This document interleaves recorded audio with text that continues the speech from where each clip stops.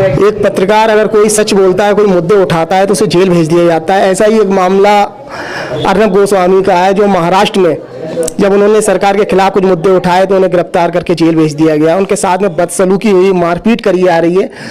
तो क्या कहेंगे, कहाँ तक सही है एक पत्रकार के साथ में इस तरीका का काम? चैनल के माध्यम से, टीवी चैनलों के माध्यम से हमें ज्ञात हुआ है कि वास्तव में अर्नब गोस्वामी के प्रति काफ़ी शोषण किया गया उनका, और उनको बहुत बेइज्जत किया गया। ये जो हमारा चौथा स्तंभ है, उसके राजनीति का जो चौथा स्तंभ है, वो उसकी बहुत इतनी बेइज्जती की जाए जिस मेरी समझ में नहीं आता है। मैं इसकी घोर निंदा करता हूँ और मैं चाहूँगा कि जिन लोगों ने अर्नब गोस्वामी के साथ ये षड्यंत्र रचा है उनको सख्त से सख्त सजा मिले। और भाजपा में है और केंद्र में भाजपा ही सरकार है, केंद्र सरकार क्यों नहीं हस्तक्षेप कर रही है इस मामले में? नहीं, केंद्र ने तो हस्तक्षेप किया है, लेकिन भाई राज्य और केंद्र अलग अलग होते हैं। केंद्र को ये अधिकार नहीं है कि वो प्रदेश को सजा दे। उसने जितना कह सकता था केंद्र ने कहा है, और हमारे जो केंद्रीय नेता हैं वो सब के सब अर्नब गोस्वामी के साथ है। अगर पत्रकारों के साथ में ऐसा ही होगा इस मामले को लेके? नहीं, महाराष्ट्र सरकार बिल्कुल इस समय अंधी जैसी हो गई है। अर्नब के साथ में अन्याय हो रहा है।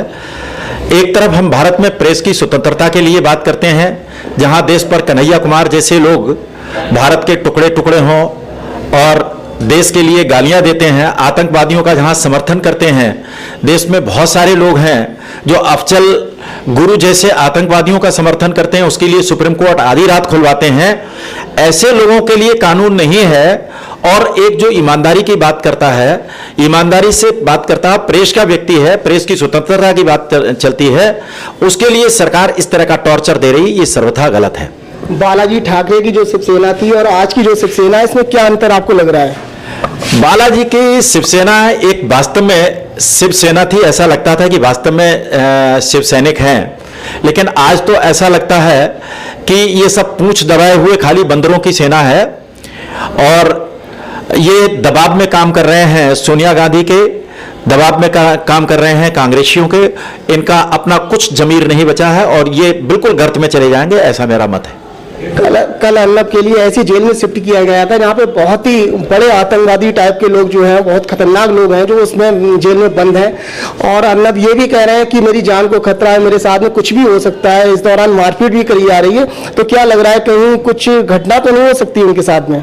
बिल्कुल किसी भी मतलब दुर्घटना से इनकार नहीं किया जा सकता। अर्नब गोस्वामी ने बराबर महाराष्ट्र सरकार, खासतौर से उद्धव ठाकरे की सरकार के खिलाफ बराबर आवाज उठाई है और इसकी भड़ास महाराष्ट्र की सरकार बाहर निकाल रही है। और भड़ास ही नहीं, मुझे तो लगता है बदला लेने के लिए हो सकता है कि अर्नब गोस्वामी के साथ में कुछ भी अनहोनी हो जाए। क्या होना चाहिए, कैसे क्या होगा समाधान? बस हर हालत में हर तरह से अर्नब गोस्वामी का और प्रेस की स्वतंत्रता का समर्थन किया जाना चाहिए। देश में चारों तरफ से दबाव बनाना चाहिए और अगर इसके बाद भी उद्धव ठाकरे को समझ में नहीं आए तो मुझे तो लगता है राष्ट्रपति को महाराष्ट्र की सरकार भंग कर देना चाहिए। केंद्र सरकार क्यों एक्शन नहीं ले रही है इस मामले में? केंद्र सरकार अभी भी किसी भी चुनी हुई सरकार को इतनी जल्दी हिलाना नहीं चाहती है।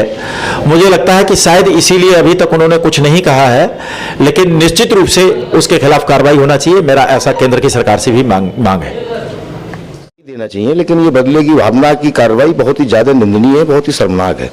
ये कोई अच्छी सरकार के और अच्छे लोकतंत्र के तरफ ये चीज नहीं जाती। ये बहुत ही घटिया चीज जिसे कहा जाए। जान का खतरा बताया है उनके लिए। ऐसी कल जेल में शिफ्ट किया गया था जहाँ पे आतंकवादी रहते हैं, बहुत बड़े जो मुजरिम टाइप के लोग होते हैं वो उसमें जेल में शिफ्ट किए जाते हैं। उसी जेल में कल अर्नब गोस्वामी के लिए शिफ्ट किया गया। तो आपको क्या लग रहा है कहीं उनके साथ में कोई अनहोनी जैसी घटना तो नहीं हो सकती है? सरकारों का नैतिक पतन हुआ है, इसमें कोई दो राय नहीं राजनीति में। अब ये चीजें तो ऐसी याद दिलाती हैं जैसे आज के जमाने में सरकार अपनी हिटलरशाही चलाएंगी।